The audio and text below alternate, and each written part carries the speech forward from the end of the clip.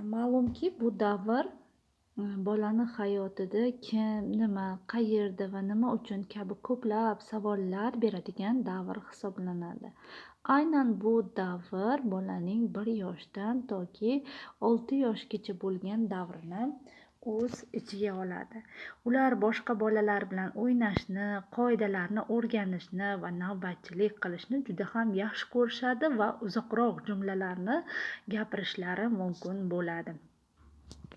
Bu davrda jismoniy o'zgarishlar qanday kuzatilishi mumkin? Bu davrda bola o'zi mustaqil kiyina oladi va yechina oladi.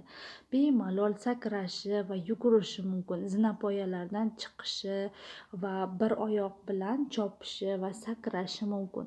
To'pni tashlashi va to'pni qo'llari bilan ushlab olishi, chaqqonlik bilan o'yin maydonchasi jihozlariga ko'tarilishi mumkin. Bosh barmog'i va birinchi, ikkinchi barmoq o'rtasida qalam va boshqa narsalarni ushlab tura olishi mumkin.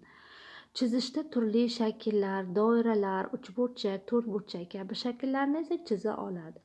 Qog'ozlarni esa mustaqil ravishda qaychi bilan kesa oladi. Hojatxonadan foydalanish va ularda oddiy ritm va harakatlarga taqlid qilishni yaxshi ko'rishadi. Bu davrda ijtimoiy o'zgarishlar haqida gapiradigan bo'lsak, bu davrda bola boshqa bolalar bilan o'ynashni yoqtiradi. Ma'lum bir do'stlashish va tengdoshlari bilan o'zining narsalarini baham ko'rish holatlari kuzatiladi.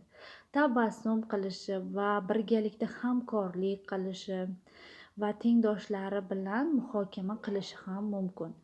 Maktabgacha va maktabda o'rganishi va boshqalar bilan muloqot qilish uchun mustaqil ijtimoiy ko'nikmalar bu davrda rivojlanib boradi. Bu davrda hissiy ko'nikmalar va hissiy o'zgarishlar bola kimdir xafa bo'lganida tushunishga harakat qiladi va unga tasalli bera oladi. Aynan shu davrda gender barqarorlik bo'yicha muammolar, ya'ni qiz-o'g'il bola tengligi yaqqol ko'zga tashlanadi. Bu davrda ota-onadan mehr olishni va mehr berishni juda ham yaxshi ko'rishadi. Aynan shu davrga xos bo'lgan xususiyatlardan biri ularda o'zini maqtashlari va maqtanishlarini juda ham yaxshi ko'rishadi.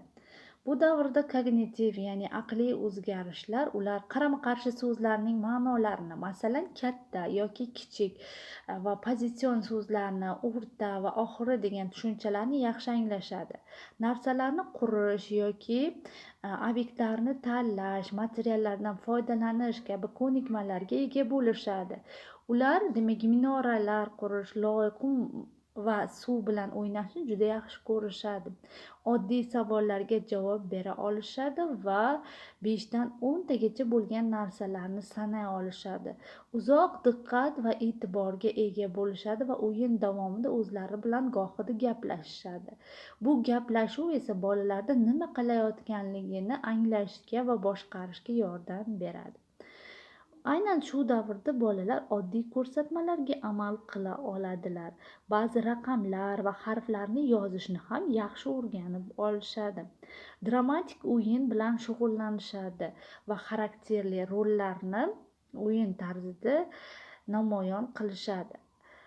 Yaqinda bo'lgan voqealarni to'g'ri eslay olishadi va eslab qolgan raqamlarga ega bo'lgan holda esdalik bilan sanay olishadi. Ular yaqindagi voqeani bemalol aytib bera olishlari mumkin. Xatlarni yozishlari va ba'zan o'zlari ham so'ramasdan xat yozishlari mumkin. Ba'zi ranglarni nomlab ularni aytib bera olishadi. Demak, ularda muloqot, til bo'yicha o'zgarishlar qanday kuzatiladi? Ular jumlalarni yaxshi gapira olishadi va oddiy savollarga javob berishadi. Ko'p savollar berish aynan shu davrga xos bo'lgan xususiyatlardan biridir. Aynan shu davrda ular hikoya va ertaklar eshitishni juda ham yaxshi ko'rishadi va doimiy muloqotga kirishishadi. Gapirish esa ularning jon u dillari hisoblanadi. Ular doimo suhbatlarda qatnashishni, hazil, qofiya va hikoyalarni o'zlari ham gapirib berishni juda yaxshi ko'rishadi. 3-7 yoshli bolalarning psixika rivojlanishida badiiy ijodiy faoliyat turi bo'lgan musiqaning o'rni juda ham katta hisoblanadi. Musiqa orqali bolalar ashula aytishga, musiqa ohangiga mos o'yin harakatlarni amalga oshirishga o'rganadilar. 3 yoshdan 7 yoshgacha yoshlik davrida bolalarning asosiy faoliyati, demak, predmetlarni o'rganish, alohida predmetli o'yinlar, jamoaviy syujetli o'yinlar, rolli o'yinlar, umuman guruh ichida ijod qilish, musobaqa o'yinlari, muloqot o'yinlari va uy mehnati ularning asosiy faoliyatlari hisoblanadi. Bog'cha yoshidagi bolalar xayolining o'sishida faol ta'sir qiluvchi omillardan yana biri bu ertaklar hisoblanadi. Bolalar hayvonlar haqidagi turli ertaklarni eshitganlarida shu ertaklardagi obrazlarga nisbatan ma'lum munosabatlar yuzaga keladi. Bog'cha yoshidagi bolalar hissiyoti va uning o'sishi bog'cha yonidagi bolalarda yoqimli va yoqimsiz his-tuyg'ular g'oyat kuchli va juda tez namoyon bo'ladi. Bu yoshdagi bolalarning his-tuyg'ulari kun jihatdan ularning organik ehtiyojlarining qondirilishi va qondirilmasligi bilan bog'liq hisoblanadi. Katta bog'cha yoshidagi bolalarda burch hissi nima yaxshi-yu, nima yomonligini anglashlari bilan ajralib turishadi. Shuningdek, bog'cha yoshidagi bolalarda ma'naviy hissiyotlar, ya'ni o'rtoqlik, do'stlik va jamoatchilik hislari ham yuzaga kelishni boshlaydi. Ayniqsa, ularning chiroyli, yangi kiyim bosh kiyganlarida juda yaqqol ko'rish mumkin. Ya'ni, bog'cha yoshidagi bolalarda estetik hislarning namoyon bo'lishi shu holatlarda kuzatiladi.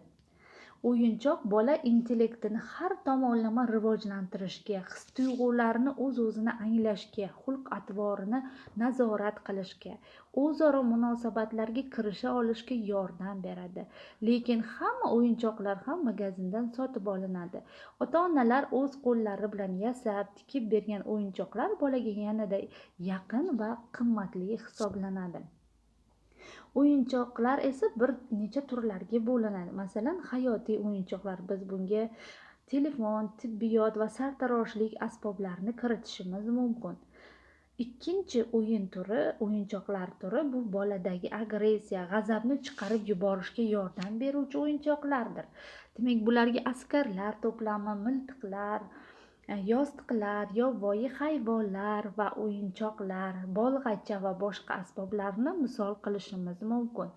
Ikkinchi o'yinchoq turi esa bu ijodiy fikrlashga, ularning ijodkorligini rivojlantirishga qaratilgan o'yinchoqlar, ya'ni kubiklar, piramidalar, legolar, stol o'yinlari yoki rasmlar, qo'l ishlari, tikuvchilik to'plamlari va rangli qog'ozlar bu o'yinchoqlarga misol bo'la oladi. Demak, bizda bugungi ma'ruzamiz shu ma'lumotlardan iborat. E'tiboringiz uchun rahmat.